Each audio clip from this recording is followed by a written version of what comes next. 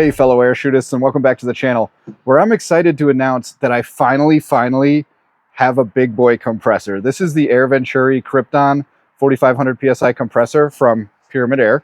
And of course, this compressor is capable of filling your big tanks quickly and efficiently.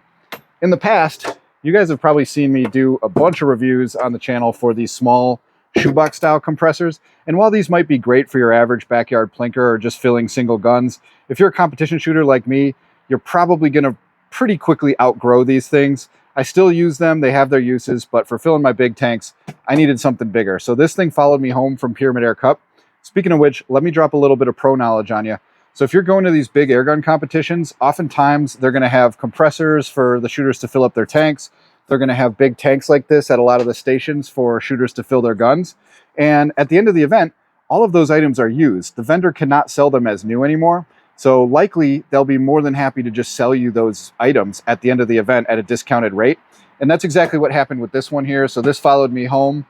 Today, we're going to show you everything that it came with. I'm going to do a quick walk around and look at it up close with the camera, and we're going to show you all the features on it. And then we're going to fill this tank, which I've currently got down to about 3,000 PSI, and we'll get that thing up to 4,500 PSI and see how long it takes. If you recall, in a previous video, I filled this tank using 5 shoebox compressors linked. So we are not going to have to do dangerous stuff anymore when we have a big compressor to fill these tanks. Now, if you do want to see the video where I did that, I will drop that absolute theatrical masterpiece in the description and comments for you guys. Check that out. It's kind of funny. But today we'll focus on this thing, take a look at it, and we'll fill this tank. So let's get right into it. Being that you're watching a review video about a product, you probably want to see what it comes with. So while I did not get the full retail experience, since I basically picked this up off the line at an event, it did still come with this package, which I believe all of them are going to come with. And I think it is all the stuff that it comes with. So you're going to get an Allen key in there. You're going to get a double-ended Foster to connect 2 hoses. There's a dead end plug and then a threaded Foster fitting there. So you're going to get that. You're going to get a spanner wrench for adjusting or removing the air filter. I can show you that in a minute. And then it does include some gaskets for the pistons, which is pretty cool. So that's all mine came with, I think. And so you'll get that and maybe more when you order one of these things. So let's take a close look at the actual features of this thing. And then what I'm going to do is I'll pop this panel off and show you guys kind of the inner workings, a little bit of this thing. But from a generalist perspective, you've got your auto stop here. You can set this at any pressure you want, up to 4,500 PSI. It works great. And I found it's very accurate to other gauges that I've used. You've got a temp gauge here. Now, one thing I want to kind of warn you about, or maybe not warn you about, but at least inform you about, this thing has its own batteries. It's not powered by plugging it in. That's why it's on right now. So when I got this, it was off, and I was wondering what the deal was, but I found it has a little battery case under it, and it takes, like, I think LR44 batteries, so I just replaced them. Works fine. This thing also has a cooling system. So this is a water cooling system. I'll show you that in a minute. You basically turn it on for a bit before you run the compressor, make sure that water is running through the system, and that's what's going to cool it when it's running. And then this is the button to turn it on. This right here is where you plug in your cable. And do note, it comes with a really chunky cable to handle a lot of amperage, which is great. So one additional thing I added here was a vibration meter. So we can see on this that I've got 2.3 hours on it. I did change the oil when I got this thing, but I'll leave a link in the description and comments for these. These are great. I've used them on my other compressors too. And they just kind of keep a tally of your time, so you know basically when to change your oil again. And on these, the manual says you want to change it after the first 25 hours, which I did. And let me go grab the oil. I'll show you what I used. So Air Venturi has their own oil for these things, but it's just ISO 100 oil. So I've been using this commercial grade compressor, full synthetic. I'll drop a link for this in the description and comments too. This is about as cheap as you're going to get for good quality, and the thing's been running great off of it. So that's what I've been using for oil. I'll pop this thing off here in a second and show you exactly how I changed the oil. And here's what this thing looks like with the panel off of the business end over there. It's just 6 screws around the frame, and what's nice about the panel is it does have this sound deadening material on here, so it's not going to rattle around when you secure it to it. But one thing I failed to mention about the items in the box that it comes with, you're going to get this breather here. and this is necessary for that crankcase to breathe. So it's going to ship with just a plug in there to not have oil spill everywhere. You need to replace that with this breather. Then moving down to the crankcase face here, you've got an indicator which shows your oil level and a little rubric here that shows you where you should be. This is canted downward on this table, so it looks like it's overfilled. It is not, but keep an eye on that. And what we have over here is a big powerful fan and a little radiator. I don't know if you can see that too well, but you've got the water tubes coming in, and back there, that white thing, that's your water tank, and it's gonna supply water to these, and it's gonna pump through your entire system here to keep everything cool. So that's pretty cool. And then, oh, I had mentioned before about the temperature gauge. You can just push these two tabs on either side in and push it up through the casing, and that's how you can replace your batteries on that.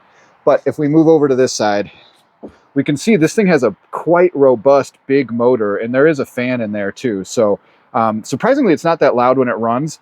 But what's in this tube right here is like your molecular sieve or your oil water separator. So it comes with that stock.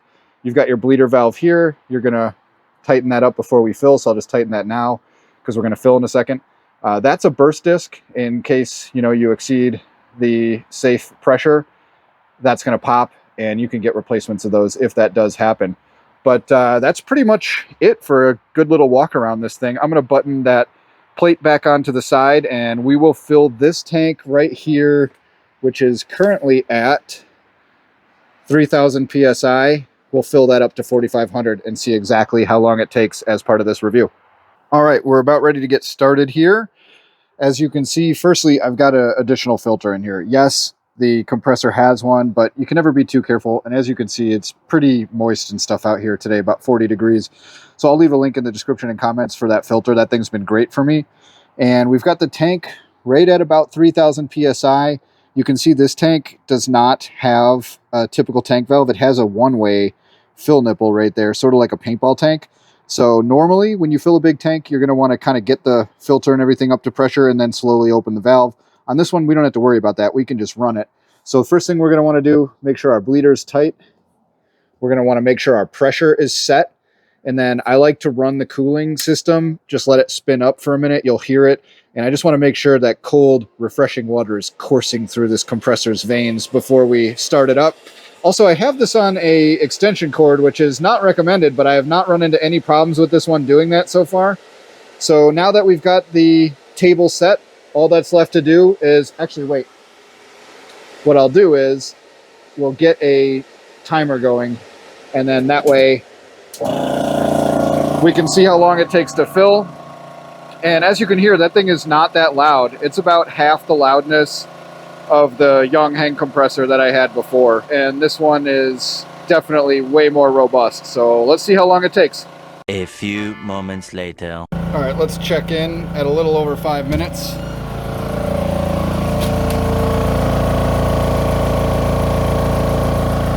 Looks like we've gained a little over 500 psi. So that means in about 15 minutes, I would say that this thing will be full. I'll check back with you then. A little longer than a few minutes later. All right, let's check in right at about 10 minutes. And we're up another 500 psi. So I would say in 5 minutes, we should reach the mark there. And if I didn't mention earlier, it will auto stop. So I'm just gonna sit here and make sure I press stop as soon as I hear that thing stop, if I'm not already recording it. Gotta be getting pretty close.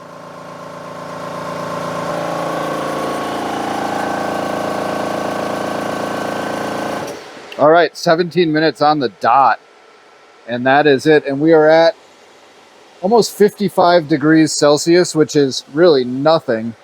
So that's it, 3,000 psi to 4,500. Maybe even a touch over in 17 minutes. So let's vent this bad boy and wrap up here. All right, folks, so I think that's gonna do it. We use the Krypton here to fill this big boy 74 cubic foot, 4,500 psi tank from 3,000 psi all the way up to 4,500 in 17 minutes, which if you do the math, That's 1500 PSI every 15-ish minutes, which adds right up to their claim of filling a scuba tank in 45 minutes. So that's pretty cool. And also, you know, keep in mind, we did have the additional oil water filter separator in there, and it's like 40 degrees out. So obviously stuff is less efficient in the cold, but 17 minutes, not bad. Definitely would have taken more time and been more dangerous with my previous rig of 5 shoebox compressors rigged together. So that's going to do it. You can pick this up over at Pyramyd Air. I'm going to leave a link. I'll leave many links in the description and comments for you guys to feast on. So check that out. And I think that's it, man. I think we're done here. So thanks for tuning in. We'll catch you on the next one. Peace.